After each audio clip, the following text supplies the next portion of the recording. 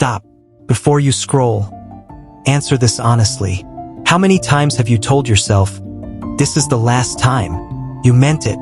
You felt strong. You believed you had finally changed. But then, you fell again. And this time, it didn't just feel like a mistake. It felt like proof. Proof that maybe you're not as strong as you thought. Proof that maybe something is wrong with you. And deep inside, a quiet voice whispers, if you were really close to God, you wouldn't still be struggling like this. So now you're stuck between two fears. Are you fighting a battle, or are you just pretending? Listen carefully, because what I'm about to say might change everything for you. The fact that you are struggling is not a sign that you are weak. It's a sign that you are still alive. Think about it. When something is truly dead, it doesn't fight anymore. It doesn't resist. It doesn't feel tension. It doesn't try to change. It just goes wherever the current takes it. But you feel the pull. You feel the resistance. You feel the exhaustion of trying again and again. That is not failure. That is evidence of a battle. And battles only happen when something inside you refuses to give up. Right now, you're not just tired because life is hard. You're tired because you care.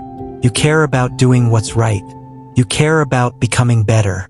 You care about your relationship with God.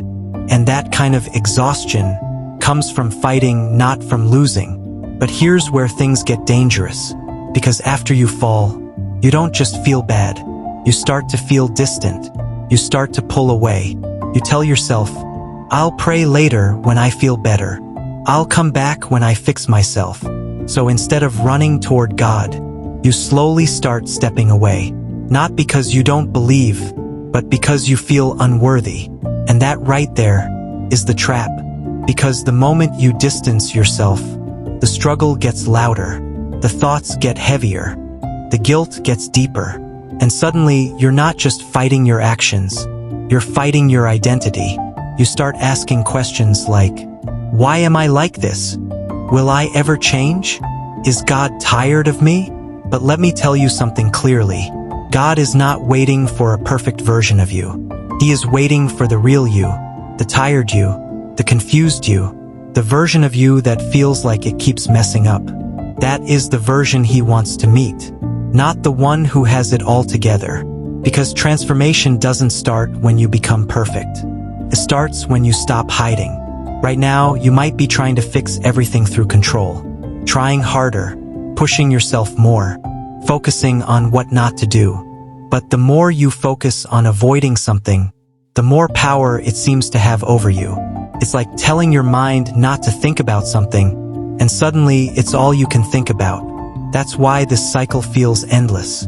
Because you're trying to win the battle by force, when the real change happens through connection. You don't overcome darkness by fighting it directly. You overcome it by bringing in light. And that light comes from shifting your focus.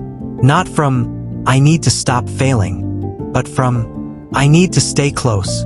Because the closer you are, the weaker those patterns become. Not instantly, not perfectly, but gradually, step by step. And yes, there will still be moments when you fall. But falling is not the end of your story. Staying down is. What matters is what you do next.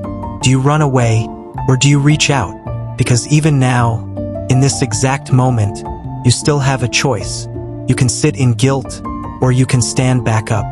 You can believe the lie that you're a failure, or you can accept the truth that you're still in the fight. And being in the fight means you haven't lost. It means something inside you is still pushing forward, still believing, still hoping, still refusing to give up.